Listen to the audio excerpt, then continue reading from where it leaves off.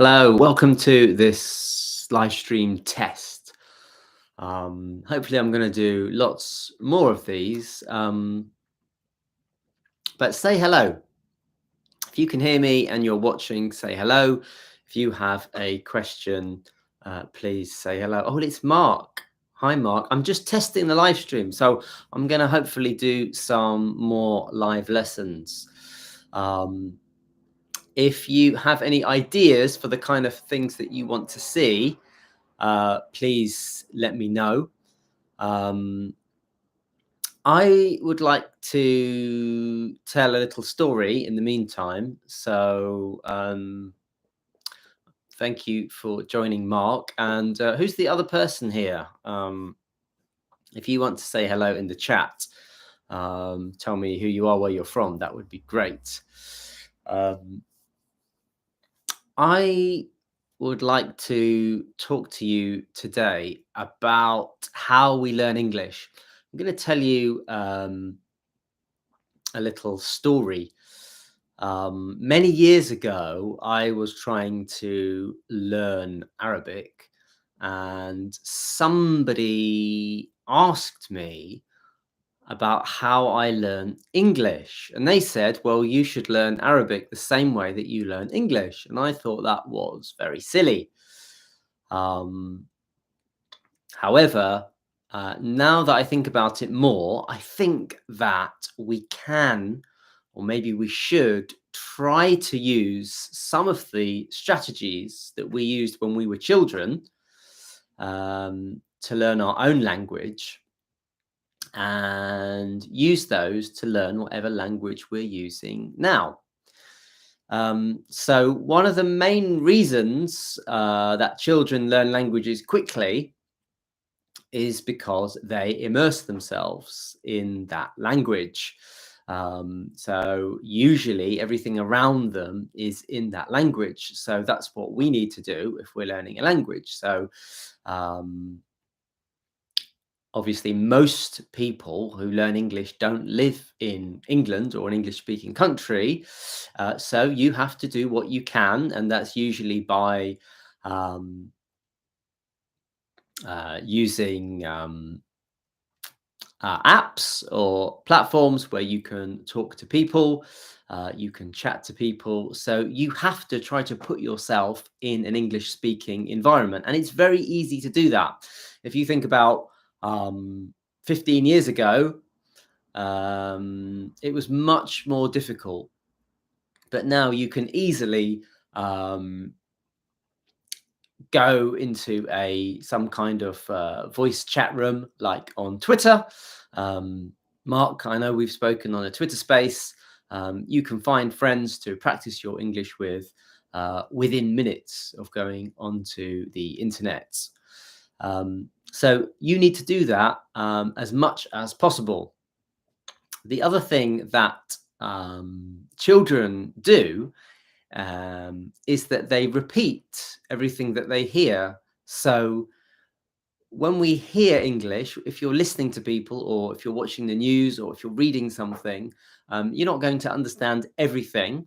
And that's the same for children, very young children. They don't understand everything, so they try to learn what it is. So one of the ways that you can do that is to repeat everything that you hear. As adults, we can write things down. So you can write it down in a book.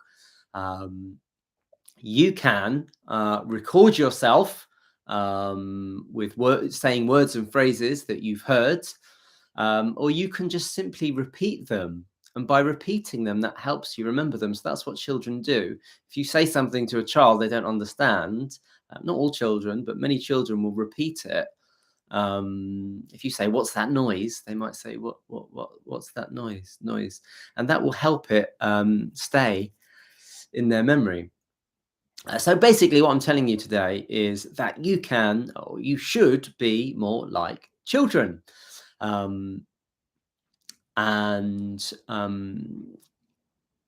You can't learn English exactly like an English child, but you can use some of the techniques that an English child might use, or that you use when you learn your first language. Okay, so if you, well, I think it's only me and you now, Mark. If you can think of any other ways that you can learn English like a child, let me know in the chat box. Or if you have any other suggestions for live stream content, you can let me know. Let me know if you can hear me okay. Let me just see. In fact, now that we're here, are you still there, Mark? If I try using my microphone, is that better, Mark? Or whoever's there?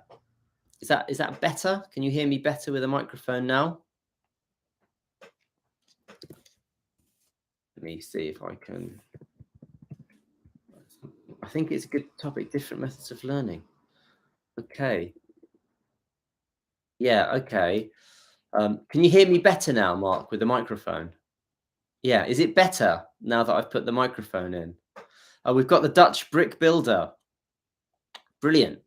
Hello, Dutch brick builder. Do you have a question for me? This is the first. It's better. Good. Okay, so thank you, Mark. You've already improved the live stream 50%. Welcome to the Dutch brick builder. You don't have a question. What would you like to learn today? This is just a test live stream. I'm going to be on for another few minutes, so if you want to learn anything, you can ask me now. Mark, as you've been so helpful, maybe you can ask me a question. Okay, so I got the sympathy vote. Okay, are you following me, Dutch brick builder? How did you find this stream? That's a really important question. I would like to know. We've got a third person in here now. That's exciting. You clicked on lives. Okay, see, I never do that. I never just click on lives. So it seems like Dutch Brick Builder is not following. This is a channel for improving your English, Dutch Brick Builder. It's for intermediate or advanced. So if that's you and you want to improve your English, and especially if you're a professional, you might want to consider subscribing or maybe have a look at some of my videos. We've got 4 people in here. See, that's a new record now. This is just a test. If you've just joined, my name is Julian. I am an English teacher from the UK. I am hoping to do more live streams. I'm dipping my toes in live stream. I've remembered to look at the camera, so this is part of my training. So I'm dipping my toes in live stream. What does that mean? That's an idiom that we use commonly in the UK and possibly in North America. If you dip your toes in something, it means that you try or you experiment something. So imagine you're getting into a hot bath. You don't go straight in. You dip your toes in to see what it's like. You see if you like it. So this is just a test, and it's great that there's 4 people in here, so we can do what we want. So I think there's a little bit of a delay with the questions, so that's something that we can improve on. So I've given the explanation of dip your toes in something. So hopefully you've heard that. Yeah. So to dip your toes in something. It would be useful if I could write on the. I had today an English reading test. I hope I made it good enough. That is funny, Mr. Brick Builder. Interesting. So the more you type, the more we can learn. So in English, we wouldn't say I had today an English test. Okay. Now in lots of languages, you would put the order like that. But in English, we would say today. Now remember to look at the camera now. Today, I had an English reading test.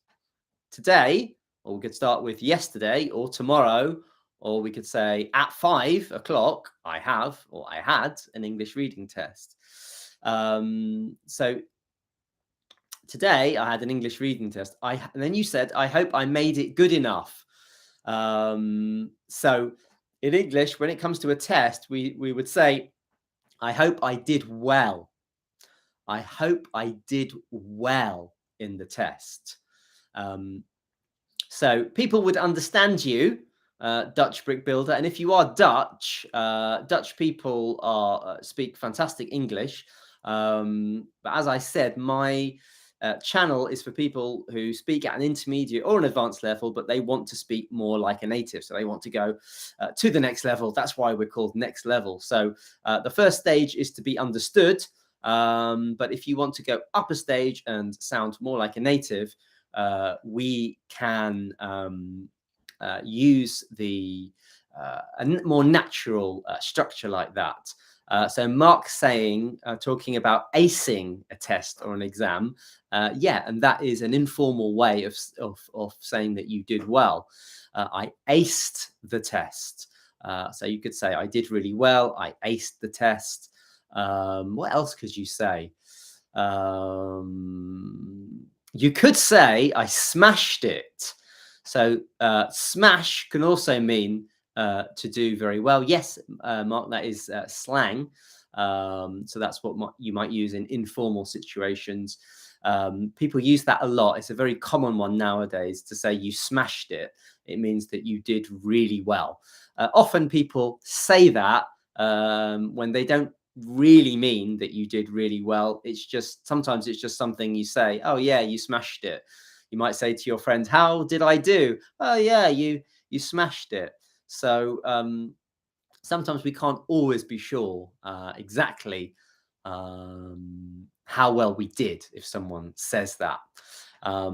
Okay, so slang could be a topic that we could talk about in future live streams. If you have any other suggestions, this is just a test that we're doing today, just so I can get familiar with the software and the cameras and the microphone, just so I can make it as good as possible for you. So if you have any more suggestions, let me know in the comments. That's really key because I want these live streams to be interactive. So, you know, I don't want you to just sit there and listen or fall asleep. Grammar. Okay, grammar, Grammmer. There's a little typo there. Grammar. Yes, so I think we could do a grammar course. So maybe we could do it over a few lessons. So we could do it over a few days or a few weeks. Grammar is a really interesting thing. Someone asked me yesterday, in fact, about tenses, and she sent me a message on Twitter, and she said, I'm having trouble learning all the tenses. She said, I understand 8 of them or 12, she said, but I don't really understand the rest. She said, is it important to learn all of them? Do I have to learn all of them? And people often ask me these kind of questions. And it tells me that people are looking for shortcuts.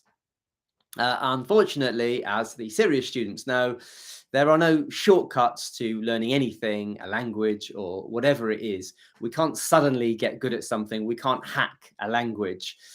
So, of course, you have to learn all the tenses. You have to learn all the grammar.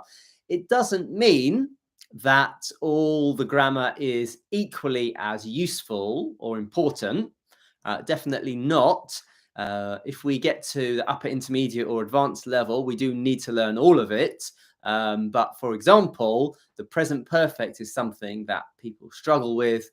And I would say that is definitely something that you need to get right. Something like the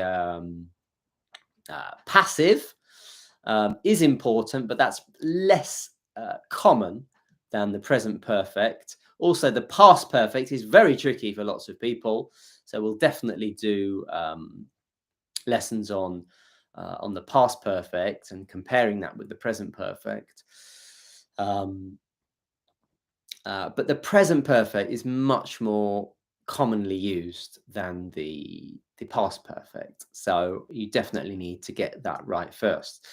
Okay, so we can definitely talk about grammar, and I think we should have a series of grammar lessons. Does anyone else have any other things that they would like to see lessons on? I probably do a pronunciation course, because as you know, that's what I specialize in. Other things that we could do slang. That could be something. We could do writing. That's something people don't often make content on. We could do listening if I work out how to use the software.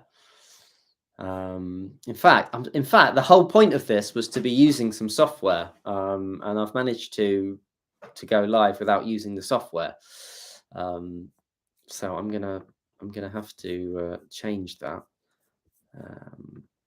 But it's been a very good experiment. The sun is shining here in London. Dutch Brick Builder has subscribed. Want to be better in English? Maybe it will help me. How many languages? Well, I hope that it will help you. Please leave me a comment on the videos, Dutch Brick Builder. There are some ones that are hopefully funny. Remember to look at the camera. There's some quizzes for you. There's a whole pronunciation playlist if you would like to improve that. Bakary says, how many languages do you speak? That is a very interesting question. Now, let me tell you something interesting about English teachers. Not all English teachers are English or from the UK or from the US, but obviously a lot of, maybe most English teachers that you might see online are English, or they're from an English-speaking country. Now, if you are from an English-speaking country, it means that you speak English, and it means that you are less likely, I would say, to speak other languages. Now, I would say that's natural because English is so widely used. English is such an important language. If you speak English, you're probably not going to see the point in learning French or Spanish or Turkish or whatever it is. So the funny thing about English teachers is that often we don't speak. Some do, lots do, but lots don't speak other languages. And if we do, it's not to a high level. So in that sense, we don't have the same experience as you do. So in some ways, you will know more about the language learning journey than we do because you've been on that journey. It doesn't mean that we can't teach you, but it's very valuable to speak to people who've been on that journey. So I think of learning a language a bit like climbing a mountain. So think of an English teacher a bit like a guide, but the guide hasn't actually been up the mountain themselves. So it's really useful and it's really important for you to speak to other people that you know, maybe from your own country. They don't have to be, though, that have made that journey to the top or near the top of the mountain. So you should speak to other people who have got to that level and talk to them and find out what they've done. Because English teachers generally are not experts on strategy of what to do. Often we have good ideas, but we haven't done it ourselves. So like I said earlier, when we learn English as children, it's very different. So it's definitely worth speaking to other people. Rob is here. Fantastic. Rob, this is my my live stream test. As you can see, I'm unshaven, which is not what I normally do for the camera, but I'm trying to make up for it with my charisma. I haven't tidied my clothes in the back, and I was supposed to be using some software, but I've managed to connect without my software, so we don't have any graphics or anything. So it's all upwards from here. When you start anything, especially social media or anything as as the great guru of YouTube, Rob, will attest, you know, the first thing you do probably isn't going to be your best. It won't be your best. It'll probably be a little bit scruffy, rough around the edges, as we say. So it can only get better. It will get much better from here. So it's good to just have a little practice. But it's great that we've got some celebrities like Rob. Yeah, you've got to get the first. Yeah, exactly. You've just got to. You've just got to get the first one out of the way. I've been meaning to go live for many months, like many things. But sometimes you have to just bite the bullet, and there's a fantastic opportunity for us to learn an idiom. Bite the bullet. So it's often something that you've been putting off, or something that maybe you were unsure, or you felt nervous about doing. But it's actually quite simple. Well, I've managed to go live, not quite in the way that I wanted to. So hopefully it'll be better next time. So back to learning languages. So yeah, in England, we do speak languages more now. It's more common for children now and young people to speak other languages. So we're more interested than maybe my generation. In 2000 and I think it was 14 or 12, I looked this up yesterday, learning a language, a modern or an ancient language, was compulsory for primary school children. So that's children between 5 and 11. So young people now, or for the last 10 years, have been learning other languages since they were, you know, kind of 8 years old. So that's changed things a lot. So it's not very difficult to impress English people with languages. So I still remember some of my French from school, which was a very long time ago now. And that's enough to impress people. People think I speak French just because I can say a few things, or maybe it's my pronunciation that they're impressed with. But I don't speak French very well. I can understand a little bit. I learned Spanish as well. I can understand some Spanish. I learned Latin at school, which helps me with my Spanish and my other Latin languages. We're up to 7 viewers. See, that's the thing, Dutch Brick Builder. It wouldn't have been possible without you. We need people like you to lay the first stones if we're going to continue this building and brick analogy. So we need some people like you to lay the foundations. And if you come, then other people will come. It's a bit like a shop, or it's a bit like when you're at a market. If there's nobody there at a market stall, people will think, there must be a reason for that. But if people start crowding round, then more people start crowding round. So we reached a record of 7, and we got 4 likes, which is great. So Bakary, back to your question. I'm guessing that you speak Arabic, Bakary. So I'm guessing, Bakary, that you are either from, I'm guessing you're either from Sudan or Egypt or Saudi Arabia. Am I right? There was a lot of Bakaris in Sudan when I lived there. So I do speak Arabic, talking of languages. And actually my journey, Sudan. See, I was right, because I lived in Sudan. So that's how I know. I'm familiar with, thank you. So let me tell you something about Sudan. See, we could talk for hours now about Sudan. I lived in Khartoum, or Khartoum, as it's pronounced in English. As many of you will know, Khartoum is the capital of Sudan. See, in the West, we don't really learn anything about Sudan.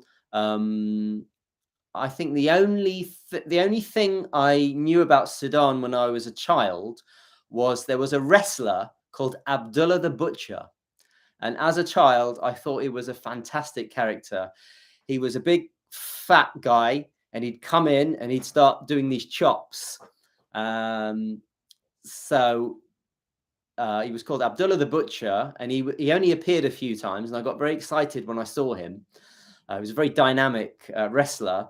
But then years later, I found out that Abdullah the Butcher was not from Sudan. He was just a WCW creation, and he was an American. So I don't actually think that he had any Sudanese ancestry. It was just made up.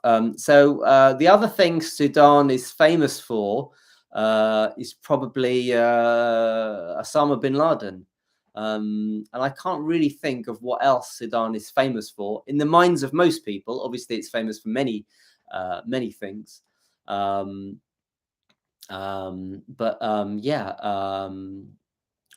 most people probably don't know that bin Laden used to live in Sudan. However, when I lived there, I found out all the incredible things that it's famous for, like the incredible pyramids. What was I going to say about Sudan? Yes, I'll talk about the pyramids in a minute. But going back to English, in Sudan, when they say hello, they say, if I translate it, they say, how are you? Fine. And so lots of Sudanese people and a Tunisian, I think it was, on Twitter said this to me yesterday. They wrote a message to me and said, how are you? Fine.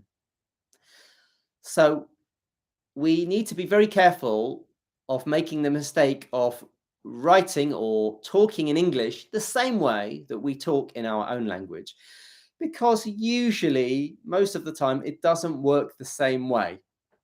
Sometimes it does. Sometimes there are very similar phrases in English and Arabic, it just surprised me. But for example, we can't say in English, how are you? Fine. It would be very strange because it's asking a question and giving the answer.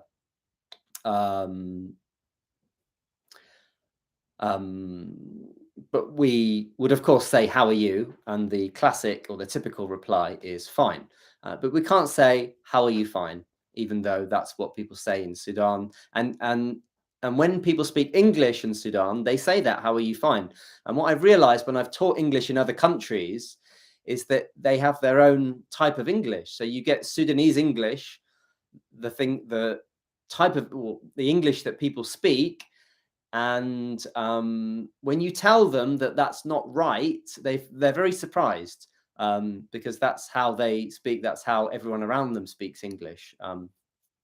So we need to be careful that we don't speak our own version of English. You can, but if you speak to other people, they might not understand you, or they might think it's a little bit strange.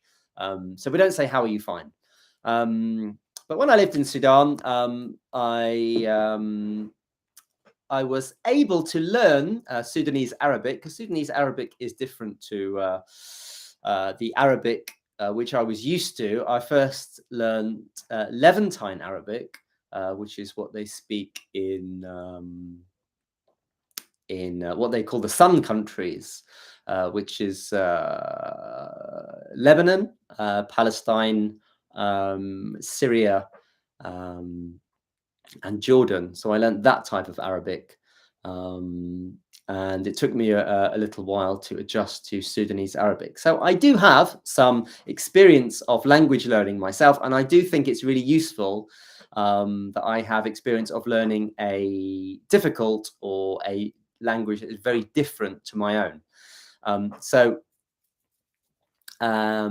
Please, if you've just joined, we've got 6 now. If you've just joined, my name's Julian. This is Next Level English. We're just testing our live stream. So this is just a practice, really. But if you have any questions, I can answer them now. Or if you have any ideas for future live streams, then please do let me know. What was I talking about? Learning languages. So when people, exactly, Dutch Brick Builder. See, this is what's possible. See, I can only see 7 likes, so maybe I'm a little bit behind. I wonder if I can like my own stream. No. So if it's 8 likes now, you never know. See, if I schedule a live stream, so people know that it's happening, then who knows? as we say in English, from little acorns, great oaks grow. It's a little phrase there. From little acorns, great oaks grow. So yeah, so going back to language learning, people often talk about whether English is difficult or easy, or what's a easy or hard language to learn. Some people say English is easy, some people say it's difficult. Um, I think any language is difficult, really, to get to a high level. But it all depends on what your first language is. In linguistics, we call it the L1. Most people, nearly everyone, calls it mother tongue. But in linguistics, and if you think about it, not everyone speaks their mother tongue. In fact, I don't speak my mother tongue. So not everyone speaks their mother tongue. Some people might be brought up by their father or other people. So we call it L1, so our first language. So it all depends on what our first language is. So if your first language is English, you're going to find it very difficult to speak a Chinese language or Arabic, but speaking maybe Spanish or Portuguese is maybe not going to be so difficult for you. Bakary is saying, as an Arabic speaker, I think English is not that very hard. I think you mean is not very hard. I'm not sure about that, Bakary. Not maybe you can tell me why that is. I think English and Arabic are very different languages. There's so many things that are different. So many things. Almost everything. There's almost nothing that's the same. The sounds are completely different. So, for example, it took me, I would say it takes at least 6 months. I was living in an Arabic-speaking country, and it took me. Hello, Prakash. Thank you so much for joining. Please give this live stream a like if you are happy to be here. I'm very well. Thank you for saying hello. Let me know if you have any questions, Prakash. That's what I'd really like to know. So yeah, Arabic pronunciation is completely different, but the structure of the sentences, the word order is completely different. So many things. So as an example, I was thinking about this today. See, that's a different thing. Okay, we'll come on to easy to learn in a minute. So I'll give you an example. Maybe your language works like this. So in Arabic, there's no verb to be, as there aren't in many other languages. In the present tense, there is a verb to be in Arabic in the past tense. So in the present tense, if you're hungry, if you want to use an adjective, you would just say, I hungry. Where obviously in English we would have to say I am. We'd have to use a verb. I am, he is, you are. And we have to worry about that. So the verb to be is very tricky for lots of people. Also, the word order is very different in Arabic. So in written Arabic, often the first word is a verb, which is obviously completely different. So yeah, so Bakary's saying that he finds it easy to learn English. Now, learning English is easy because there's so many resources. We've got YouTube that we're on now. You've got millions of videos. You've got millions of brilliant videos, all to help you with your English. And hopefully you'll find some of those on my channel. So learning English is easy. There's never been an easier time to learn a language in the history of humanity. So you've got so many resources for English. On all social media platforms, you can find a teacher. Prakash is asking about vocab. How can you learn vocab? There are a million different apps that you can use for vocab. Oh, what's the famous? There's a famous flashcard app. Oh, I can't remember what it's called. I wonder if I can. Can I open up a tab? Can you still see me if I open up another tab? I suppose the camera's still on.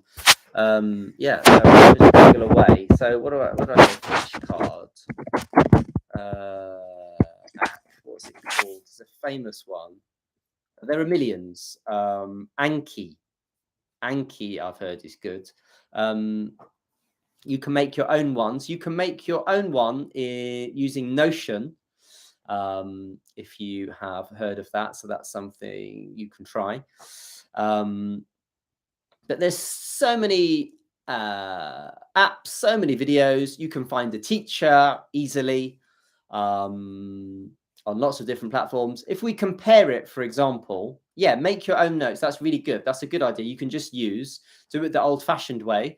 I recommend that you get a book, a little book, and you write down your new vocab, and you go back to it and you keep revising and refreshing. As I always tell people, Prakash, when I read a book as a native, I will often come across words that are unfamiliar to me. So as natives, we don't know. What's this? Oh, I have to hide. I'll have to hide a reply. So this is new. I'm quite my US. And I don't understand this. So Lucivus. Can you try typing that again? Loose VF Lucivus. Doesn't really make sense. It seems like maybe you've fallen on your keyboard. Maybe your hand is. You can follow me on Twitter. I'm also on Instagram. I should be telling you all these things. See, this is my first live stream, so I'm making some basic mistakes here, which I will learn from. So you can follow me on Twitter. Depends what you like. I'm on Instagram. Of course, you can ask me anything you like. Anyone here can ask me a question, because I'm going to turn this live stream off in a minute. I might turn it on again. In fact, if you all hang around, once I turn it off, I'm going to try it again, but using the right software. So I can maybe use some graphics or other things. Synonyms of coquette. Coquette. Okay, I don't know what coquette is, so I can't know every single flirtatious woman. I've never. Maybe I have heard that word. Do you know what? I actually came across that word, I think yesterday or the day before, but I've forgotten it. So that is a really good example. If I read a book, it's likely I'm going to come across new words. So I need to have a system to remember them, because I need to improve my vocabulary as a native, as do you. You can't know every language, every word in your language, and the more words you know, the better it will be. The better your writing will be, and the better your speaking will be in certain situations. This is brilliant. So thank you all for coming. Keep the questions coming. We've had some fantastic questions. Thank you for staying with me. Dutch Brick Builder mentioned Quizlet. Yeah, that's another flashcard idea. I am thinking about making some kind of quiz game. Could be vocab as well on Notion. So the good thing about Notion is that when you get on Notion, if you get it wrong, then it will ask you that question again at some point. If you get it right, if you keep getting the question right, then it won't ask you the question so frequently. So it kind of, you can have a kind of quiz based on how well you do. So you're not just going through all the ones you know all the time. Yeah, Kahoot. Yeah, I have used that before, actually. Vocabulary isn't the most important thing to learn in English. Yeah. Now, people say this a lot. Again, I'm not sure that it really helps us. We have to know grammar. Some people say grammar's not important. Some people say vocabulary is not important. Some people say writing's not important. We do need to learn all these things. It all depends. It depends what level you're at, what stage you want to get to. Vocabulary is important, but it depends what level you're at. If you just want to, if I went on holiday, and I just wanted to communicate with people in a basic way, then I wouldn't need to know lots of vocabulary. But if I've got a problem in my hotel room, then I need to know what that thing is called. So it depends. It depends what it is. We can't say that vocabulary isn't important. It is if you need to know that word and explain it to someone else.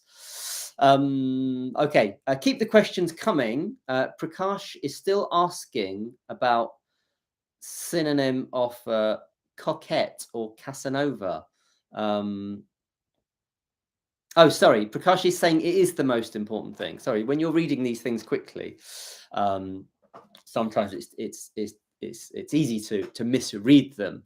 So Prakash is saying the vocabulary is important. It is important, but you have to be able to speak, Prakash. So it's no good reading dictionaries if you can't speak. So you have to put yourself in situations where you're speaking.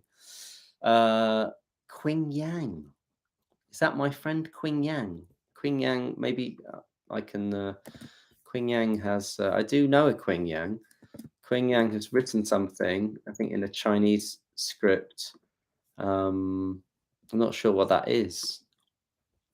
Can you write in English, or can someone translate that? Okay, I'm getting lost in all these. So the synonym of coquette, a flirtatious woman, I don't know a word for that.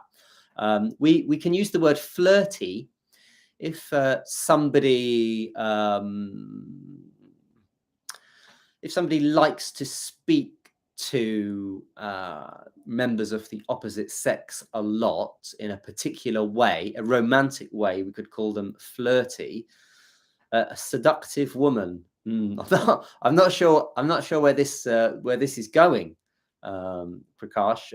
But I don't think it's the direction for this particular live stream. I think we'll leave it at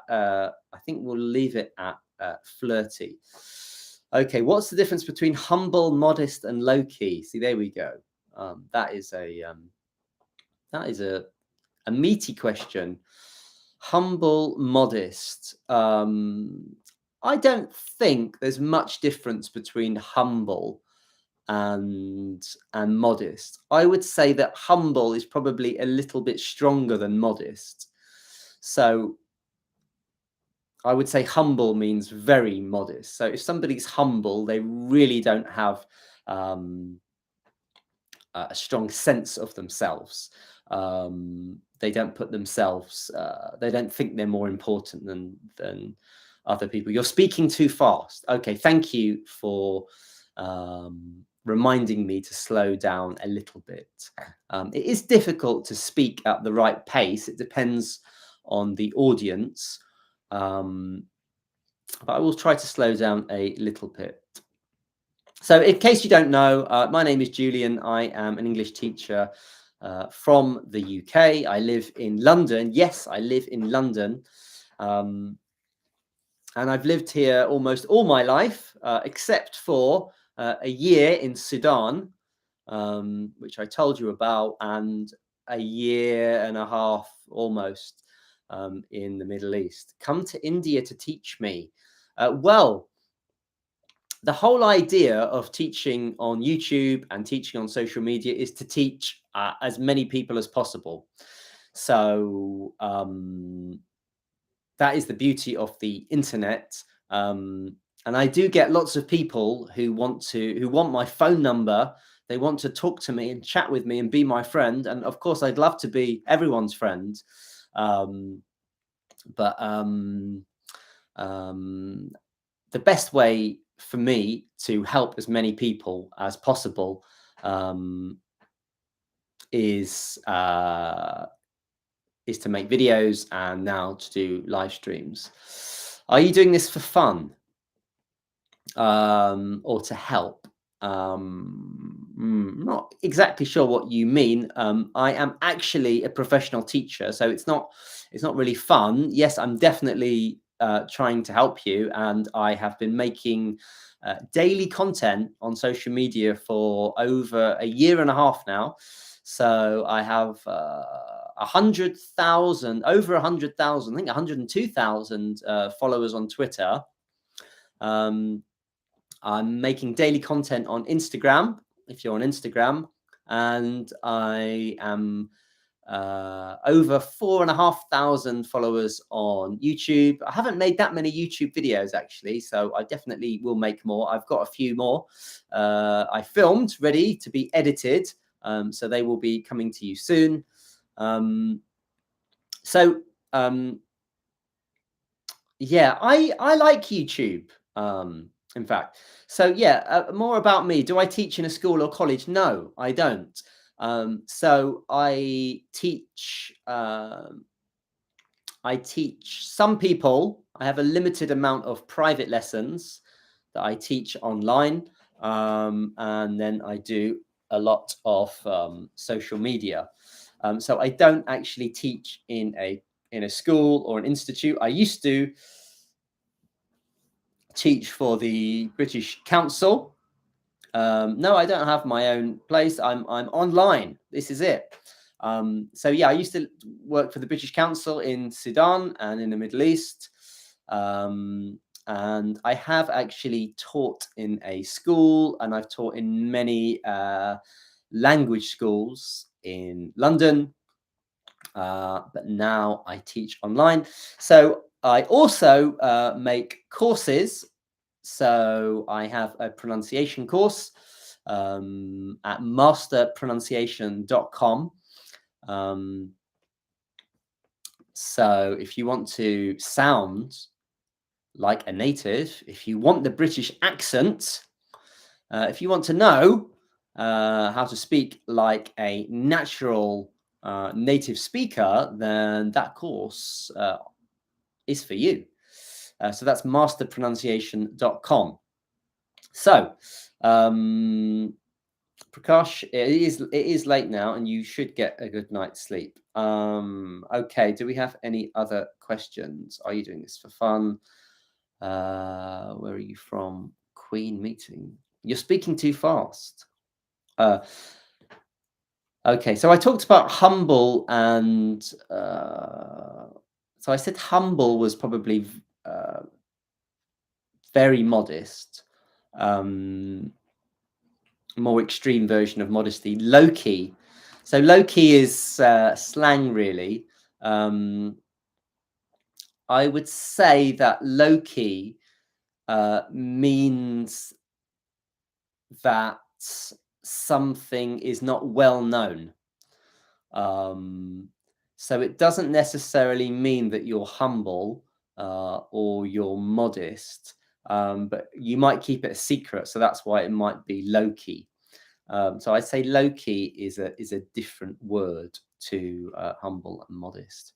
Okay, well this is okay. So another thing I've learned is the time goes very quickly. Up to 15 minutes seem to go slowly, but now we're having so much fun. The last kind of half an hour has gone so quickly.